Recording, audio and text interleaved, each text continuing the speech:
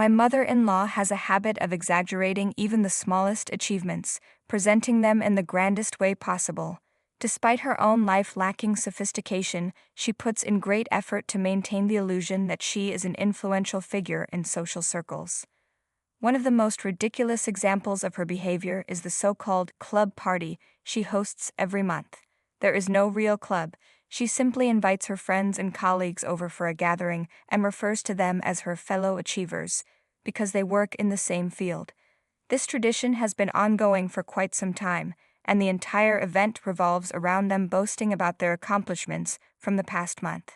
Given her personality, you can imagine how thrilled she was when she learned that my grandfather had arranged a destination wedding for me. It was his generous gift, something he knew I had dreamed about for years. Since my budget was tight and the venue had limited space, I carefully curated the guest list. My husband and I had already discussed this and agreed to invite only our closest friends and family.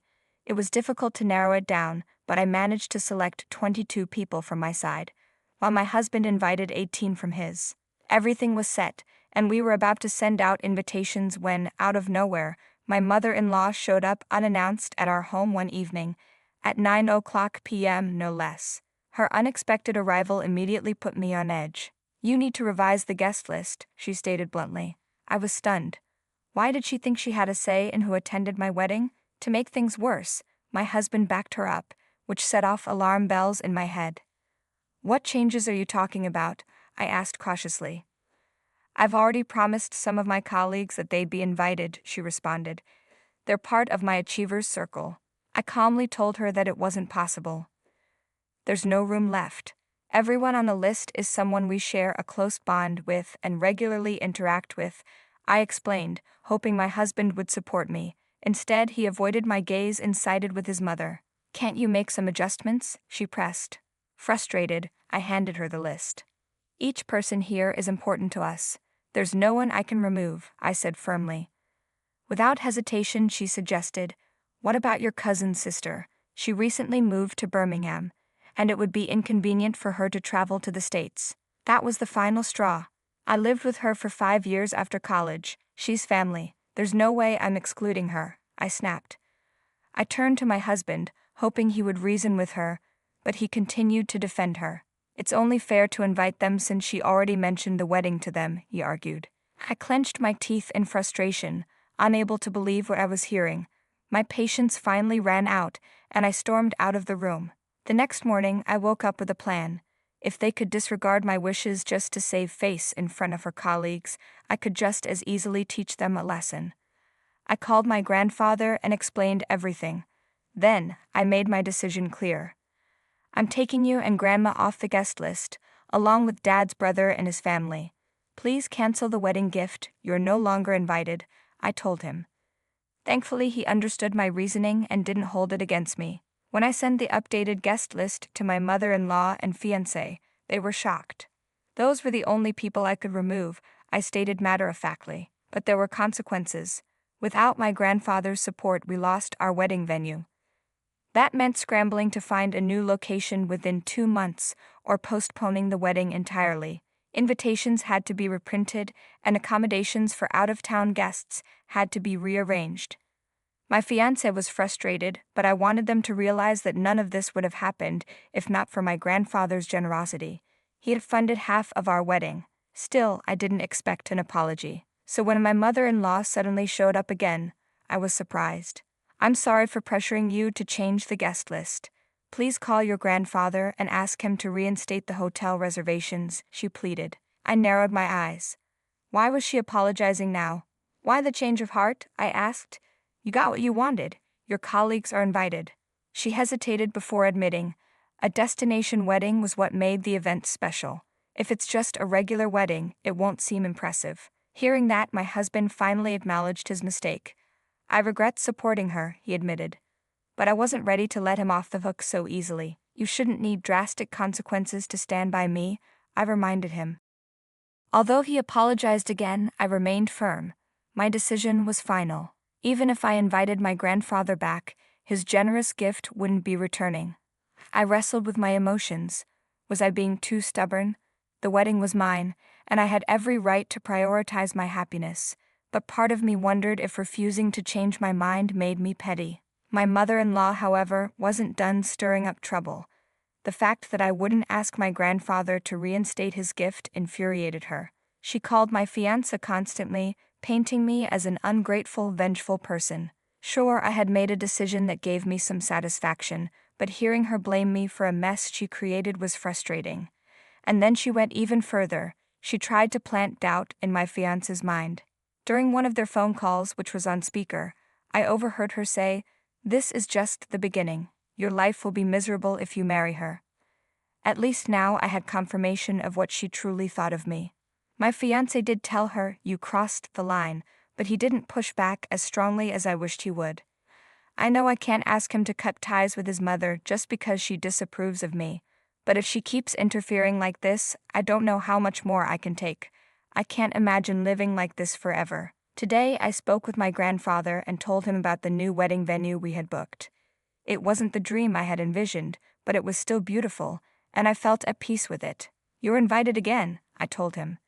His warm laughter filled my heart. I couldn't help but feel overwhelming gratitude. Through everything, he had always stood by me. After everything that had happened, I knew I had to confront my husband about his mother's ongoing interference. We sat down for a serious conversation, discussing the awkward and painful situations her behavior had created.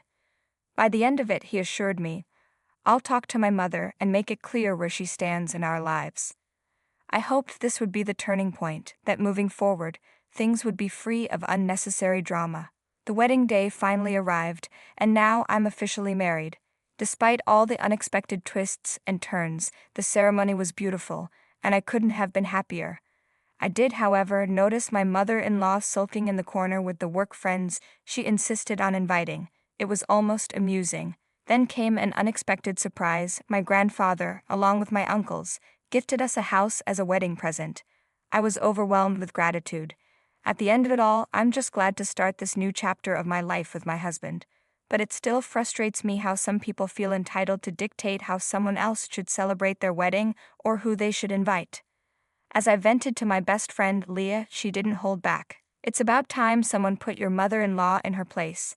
If she wants to show off, she can throw her own party. Moving forward, you need to make it clear that she needs to stay out of your business," she said, arching an eyebrow. "And honestly, are you sure about marrying this guy?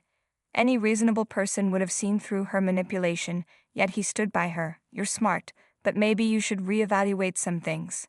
Her words stuck with me. Now, on a personal note, I live in Queensland, while my family resides in New South Wales.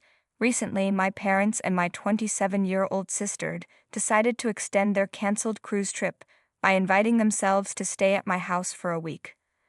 I wasn't thrilled. Being pregnant while caring for my 2-year-old was already exhausting, and our house wasn't big enough for extended guests. I only had one spare bed, which my parents took, leaving my sister to sleep on the couch. She could have shared my bed since my husband was away for work, but her loud snoring made that impossible. 2 days into their stay, during dinner, my dad casually announced something that left me speechless. "We've invited your sister's boyfriend to join us for the weekend. He already booked his ticket. He'll be here Friday morning." I blinked. "What? You invited someone I've never even met to stay in my house without asking me first?" Dad simply shrugged. "He seems like a nice guy. We didn't think it'd be a big deal." I tried to stay calm. "Where exactly is he supposed to sleep? We don't have space." "He can take the couch," my sister suggested. "I'll share your bed." That was the last straw. The thought of a stranger staying overnight, especially while I had my toddler in the house, made me deeply uncomfortable. I called my husband. "They invited my sister's boyfriend without even asking. We need to set boundaries." He immediately agreed. "Tell them no. This is our home, not a hotel. They need to respect that." When I informed my sister, my mother exploded. "How dare you question our judgment?" she snapped. "We would never invite someone untrustworthy into your home."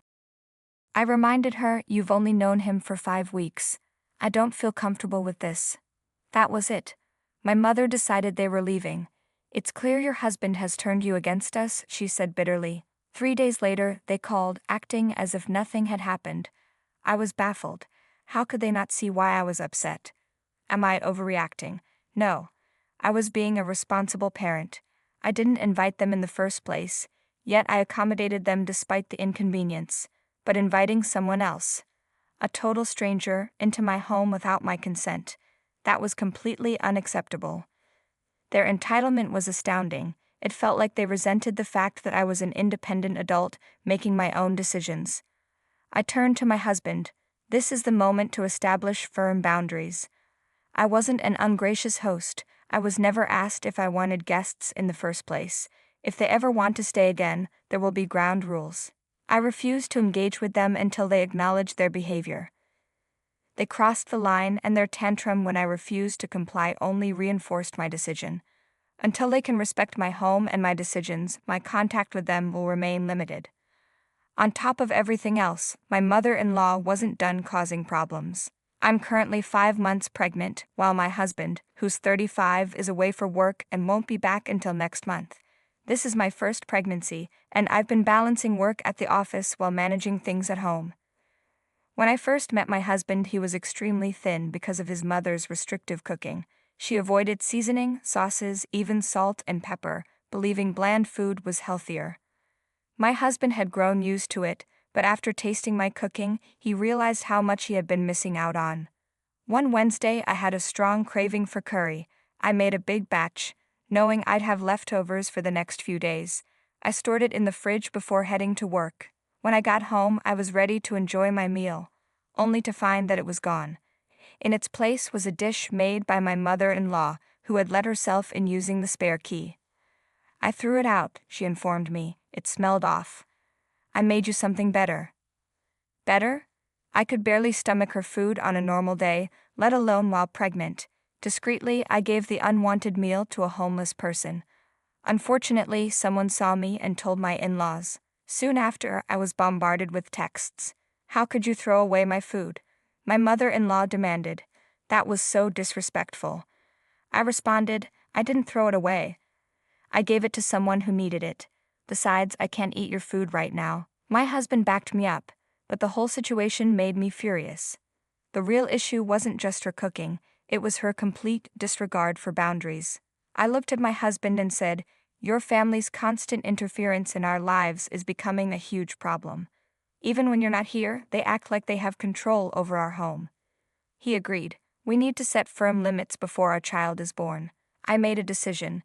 We're changing the locks and installing security cameras. Our home is our space, and we deserve to feel safe and respected in it. At the end of the day, standing up for yourself isn't easy, but it's necessary. People, family included, need to understand that their access to your life is a privilege, not a right. And if they refuse to respect that, well, they just might find themselves permanently locked out.